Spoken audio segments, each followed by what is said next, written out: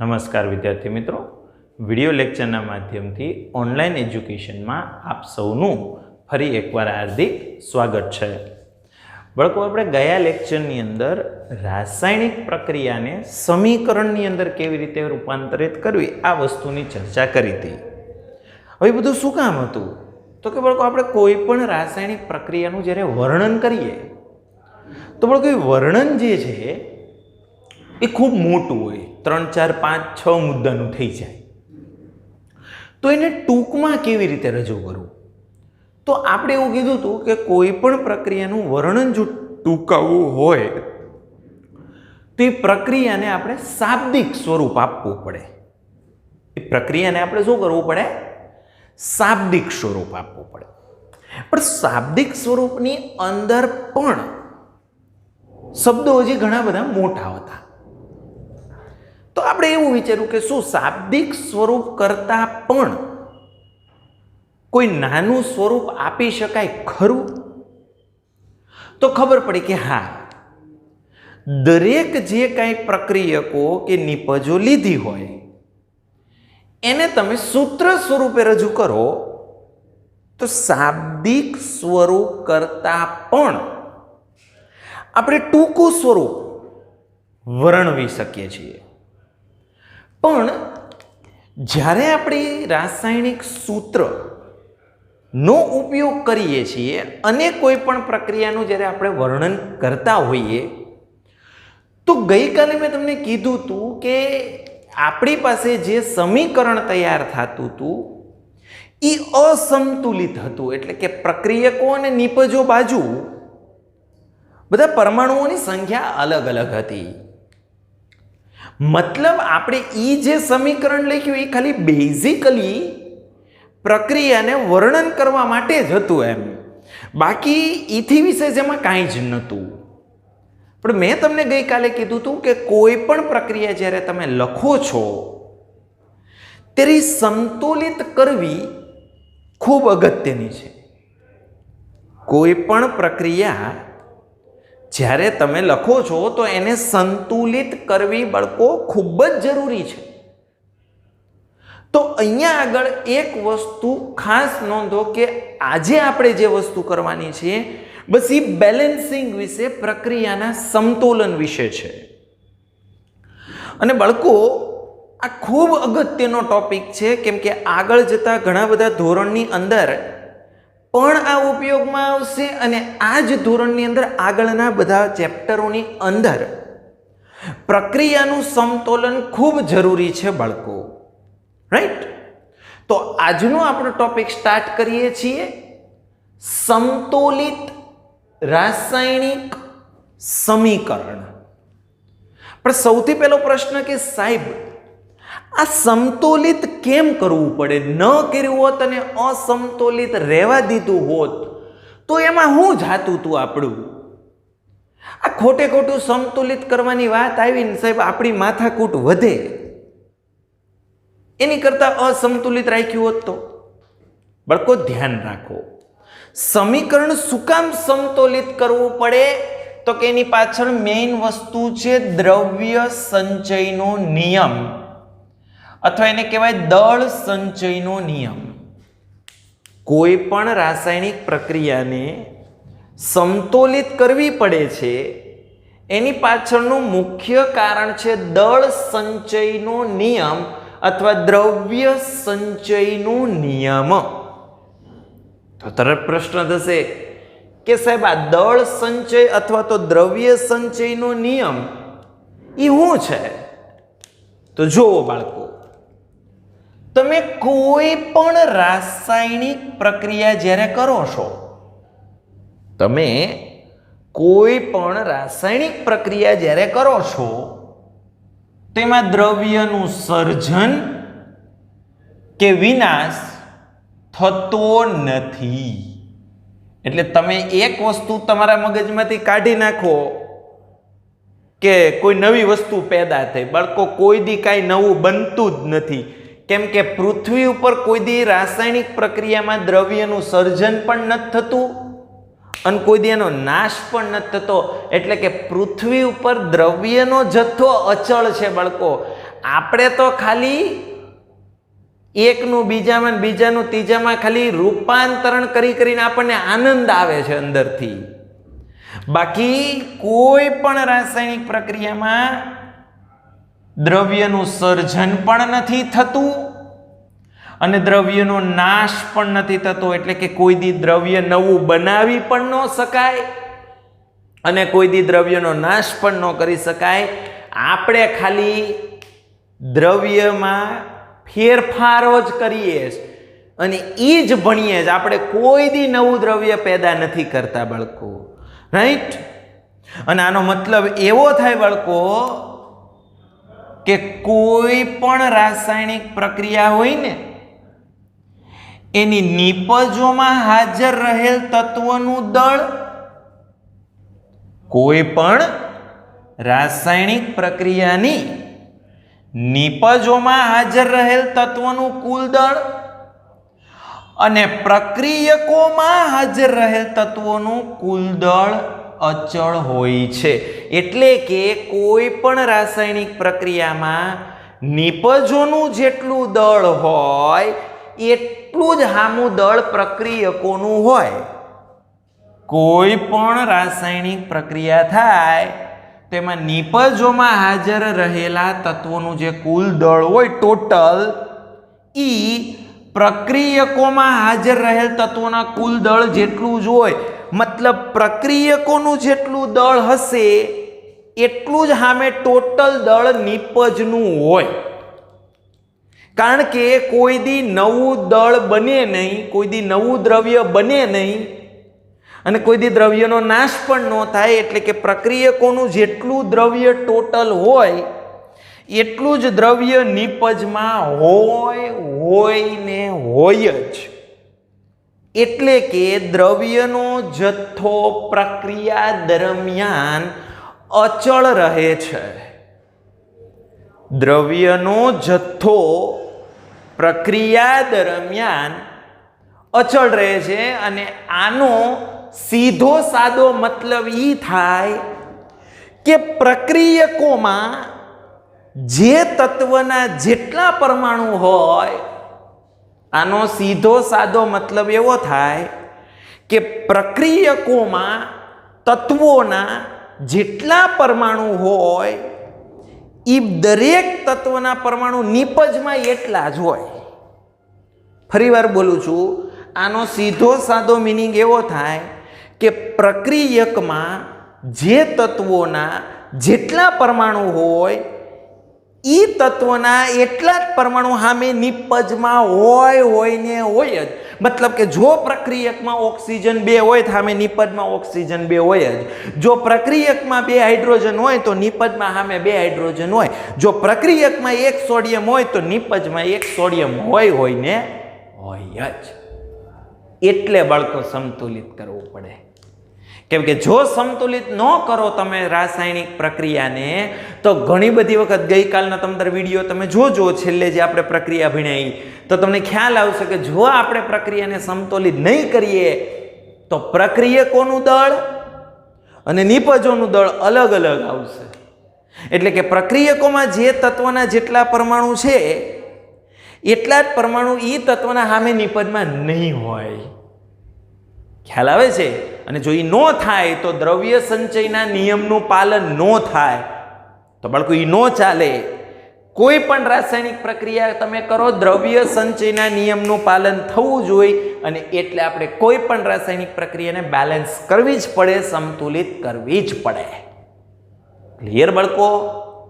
બોલું છે સમજાય જ? તો જો તમારી માટે થઈને મેં 1-2 ઉદાહરણ લીધા છે. પહેલા એક શાબ્દિક સ્વરૂપ છે. મારી પાસે પહેલા પ્રક્રિયાનું એક શાબ્દિક સ્વરૂપ છે. શું છે સમજો. ઝિંક વત્તા સલ્ફ્યુરિક એસિડ, એમાંથી બને છે ઝિંક સલ્ફેટ અને હાઇડ્રોજન. ઝિંક વત્તા સલ્ફ્યુરિક એસિડ, એમાંથી બને છે ઝિંક સલ્ફેટ અને હાઇડ્રોજન. તો બાળકો આને સંજ્ઞા સ્વરૂપે વર્ણન કરવું હોય તો ઝિંકની સંજ્ઞા શું? Zn. સલ્ફ્યુરિક એસિડનું સૂત્ર શું? H2SO4. ઝિંક સલ્ફેટનું સૂત્ર શું?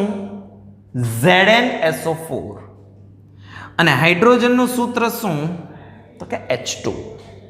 હવે તમને મેં કાલે જ બી શીખવાડ્યું હતું કે આ જે તીર છે એનો અગ્રભાગ નિપજ બાજુ હોય અને પૂંછડી પર પ્રક્રિયક બાજુ હોય. મતલબ આ Zn અને H2SO4 એટલે કે લેફ્ટ હેન્ડ સાઈડ આપણા પ્રક્રિયક હોય, જ્યારે ZnSO4 અને H2, ZnSO4 અને H2 એટલે કે રાઈટ હેન્ડ સાઈડ નિપજ હોય. તો દ્રવ્ય સંચયનો નિયમ એવું કહે છે કે પ્રક્રિયકોમાં જે તત્વના જેટલા પરમાણુ હોય એ તત્વના એટલા પરમાણુ નિપજમાં હોવા જોઈએ. જો હોય તો બેલેન્સ કરવાની જરૂર નથી, પણ ન હોય તો બેલેન્સ કરવા પડે. તો જોઈએ, મેં એક કોષ્ટક તૈયાર કરું છું અહીંયા. તત્વ, પછી પ્રક્રિયકોમાંના પરમાણુ અને નિપજમાંના પરમાણુ. તો બેટા ડિસાઈડ કરો કે આખી પ્રક્રિયામાં તમને કયા કયા તત્વ જોવા મળે છે. સંપૂર્ણ પ્રક્રિયામાં તમને કયા કયા તત્વો જોવા મળે છે? તો કે એક મને જોવા મળે છે Zn, ઝિંક. બીજું એક મને જોવા મળે છે હાઇડ્રોજન, રાઈટ. પછી એક તત્વ જોવા મળે છે સલ્ફર. જો હું એમ બોલું છું કે પ્રક્રિયામાં મને કયા કયા તત્વ જોવા મળે એનું અહીં લિસ્ટિંગ કરું છું. મને Zn, ઝિંક જોવા મળે છે, પછી હાઇડ્રોજન H જોવા મળે છે, પછી સલ્ફરનો S પણ જોવા મળ્યો, અને સાથે સાથે ઓક્સિજનનો O પણ જોવા મને મળ્યો છે. એ સિવાય મને નથી લાગતું કે આમાં કોઈ નવા તત્વો તમને દેખાતા હોય. તમારે પ્રક્રિયક અને નિપજ ઉપર તમારે નજર કરવી હોય તો કરી લો. તમને આ 4 તત્વ સિવાય નવું કોઈ તત્વ નહીં દેખાય. રાઈટ? ક્લિયર? ઓકે, સરસ. હવે સમજો, પહેલું મેં લખ્યું છે પ્રક્રિયકોમાંના પરમાણુ. તો મતલબ તમારે પ્રક્રિયક ઉપર નજર નાખવાની છે. પ્રક્રિયકોમાંના પરમાણુની સંખ્યા, મતલબ તમારી દિવ્ય દ્રષ્ટિ તમારે પ્રક્રિયક ઉપર નાખવાની છે. મતલબ આ તરફ, અહીંયા નથી જોવાનું. તો મને કહો આ બાજુ Zn કેટલા દેખાય છે? 1. તો Zn 1 છે.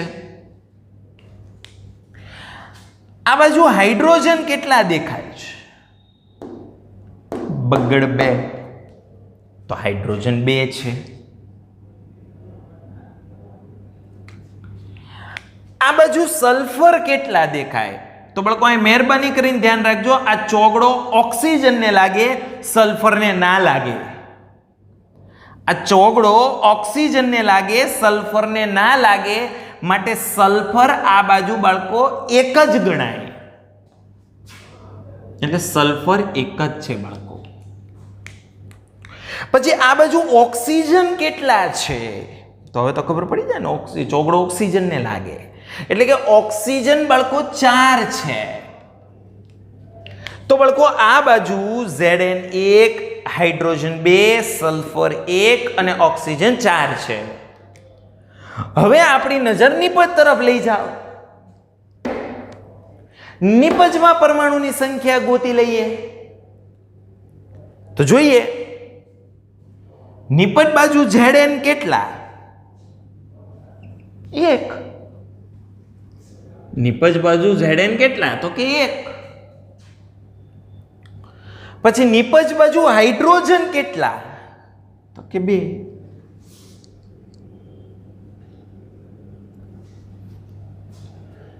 પછી નિપજ બાજુ સલ્ફર કેટલા? ફરી એકવાર કહો, આ ચોગડો O ને લાગે, S ને નહીં, એટલે આ બાજુ પણ સલ્ફર કેટલા છે? તો કે 1 છે. આ બાજુ ઓક્સિજન કેટલા છે? જમણી બાજુ તો કે જમણી બાજુ ઓક્સિજન 4 છે. જમણી બાજુ ઓક્સિજન કેટલા છે? 4 છે બાળકો. તો તમે જુઓ Zn પ્રક્રિયક બાજુ કેટલા હતા? 1. નિપજ બાજુ કેટલા થઈ ગયા? તો કે 1 જ છે. હાઇડ્રોજન પ્રક્રિયકમાં કેટલા હતા? તો કે 2. નિપજમાં કેટલા છે? તો કે 2. સલ્ફર પ્રક્રિયકમાં કેટલા છે? તો કે 1. નિપજમાં કેટલા છે? તો કે 1. ઓક્સિજન પ્રક્રિયકમાં કેટલા છે? તો કે 4. તો નિપજમાં કેટલા છે? તો કે 4.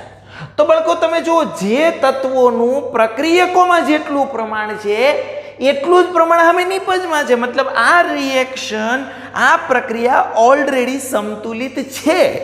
આમાં દ્રવ્ય સંચયના નિયમનું પાલન થયેલું છે. એટલે આને તમારે બેલેન્સ કરવાની કોઈ રિક્વાયરમેન્ટ નથી. જો ન હોત તો કરવું પડત. સમજો હજી એક ઉદાહરણ લઈએ. મેગ્નેશિયમની સલ્ફ્યુરિક એસિડ સાથે પ્રક્રિયા કરો એટલે મેગ્નેશિયમ સલ્ફેટ અને હાઇડ્રોજન મળે. તો બાળકો મેગ્નેશિયમની સંજ્ઞા શું? Mg. સલ્ફ્યુરિક એસિડનું અણુસૂત્ર શું? H2SO4. સામે મેગ્નેશિયમ સલ્ફેટ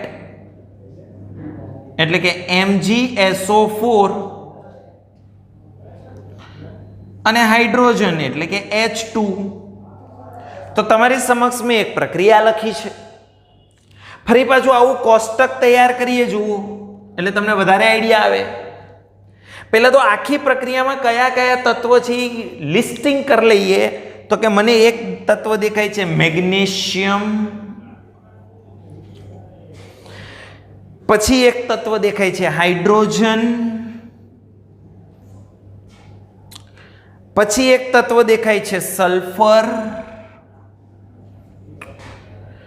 અને પછી એક તત્વ દેખાય છે ઓક્સિજન. મને ટોટલ 4 તત્વ દેખાય: મેગ્નેશિયમ, હાઇડ્રોજન, સલ્ફર અને ઓક્સિજન. હવે પહેલા ડિસાઈડ કરીએ કે પ્રક્રિયક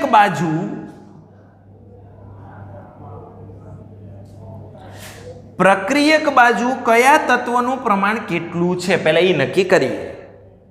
તો પ્રક્રિયક બાજુ મેગ્નેશિયમ કેટલા? જો કાંઈ આંકડો ન દેખે એટલે 1. પ્રક્રિયક બાજુ મેગ્નેશિયમ 1. પ્રક્રિયક બાજુ હાઇડ્રોજન કેટલા? 2. બળકો પ્રક્રિયક બાજુ સલ્ફર કેટલા? ફરી એકવાર કહી દો, આ ચોગડો ઓને લાગે એસ ને નહીં. તો પ્રક્રિયક બાજુ સલ્ફર 1 જ છે. અને ઓ કેટલા છે? તો કે 4. તો હવે નિપજ બાજુ જુઓ કે ભાઈ દરેક તત્વનું પ્રમાણ કેટલું છે. તો બાળકો નિપજ બાજુ દરેક તત્વ જોઈએ તો કે મેગ્નેશિયમ તો 1 જ છે નિપજ બાજુ. સલ્ફર તો કે 1 જ છે સાહેબ. ઓક્સિજન સોરી સલ્ફર 1 છે, ઓક્સિજન 4 છે. Sulphur 1, oxygen 4. હાઇડ્રોજન કેટલા છે? તો કે 2. તો તમે જુઓ જોઈએ બાળકો પ્રક્રિયકમાં મેગ્નેશિયમ કેટલા હતા? તો કે 1. સામે નિપજમાં કેટલા? તો કે 1. હાઇડ્રોજન પ્રક્રિયકમાં કેટલા? તો કે 2. નિપજમાં કેટલા? તો કે 2. સલ્ફર પ્રક્રિયકમાં કેટલા? તો કે 1. નિપજમાં કેટલા? તો કે 1. ઓક્સિજન પ્રક્રિયકમાં કેટલા? તો કે 4. નિપજમાં કેટલા? તો કે 4. તો એનો મતલબ એમ કે પ્રક્રિયકમાં જે તત્વોનું જેટલું પ્રમાણ છે એટલું સામે નિપજમાં છે. મતલબ આ રિએક્શન બેલેન્સ છે, સમતોલિત છે. આને સમતોલિત કરવાની કોઈ જ રિક્વાયરમેન્ટ નથી. પણ બાળકો આ તો અત્યારે 2 રિએક્શનમાં કુદરતી આવું બન્યું. પણ ઘણી બધી રિએક્શન જ્યારે તમે શાબ્દિક સ્વરૂપમાંથી આ સ્વરૂપ આપો છો, ઘણી બધી રિએક્શનમાં એવું હોય કે તમે શાબ્દિક સ્વરૂપમાંથી જ્યારે આ સ્વરૂપ આપો ત્યારે સમતોલિત નથી હોતી. તો બાળકો તમારે એને સમતોલિત કરવી પડે. તો કોઈ પણ રાસાયણિક પ્રક્રિયાને સમતોલિત કેવી રીતે કરાય, એમાં કેટલા તબક્કા હોય, કેટલા સ્ટેપમાં એ સમતોલિત થાય, આ બધી ચર્ચા આપણે નેક્સ્ટ લેક્ચરની અંદર કરીશું. આશા રાખું તમને આજની આ બધી વસ્તુ બરાબર સમજાઈ ગઈ હશે. નેક્સ્ટ લેક્ચરની અંદર રિએક્શન કેવી રીતે બેલેન્સ થાય એની ડિટેલ ચર્ચા આપણે એટલે કે આ ટોપિકને આવતીકાલમાં હજુ આપણે કન્ટિન્યુ કરીશું. જો તમને કાંઈ ડાઉટ હોય તો બાળકો એની ટાઈમ પૂછી લેજો. હવે આપણે નેક્સ્ટ લેક્ચરમાં મળીશું. Thank you.